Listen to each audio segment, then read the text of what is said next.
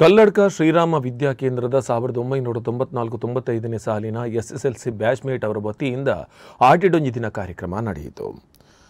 ಬೀಸೂರೋಡಿನ hotel ರಂಗೋಲಿಯಲ್ಲಿ ಕಾರ್ಯಕ್ರಮವನ್ನು ಆಯೋಜಿಸಲಾಗಿತ್ತು. ಈ ಸಂದರ್ಭದಲ್ಲಿ ತುಳುನಾಡಿನ ಬಗೆಬಗೆಯ ತಿಂಡಿ ತಿನಿಸುಗಳು ಹಾಗೂ ತುಳುನಾಡಿನ ಸಾಂಪ್ರದಾಯಿಕ ಆಚರಣೆಗಳ ಕುರಿತು ವಿಶೇಷ ಕಾರ್ಯಕ್ರಮವನ್ನು ಹಮ್ಮಿಕೊಳ್ಳಲಾಗಿತ್ತು.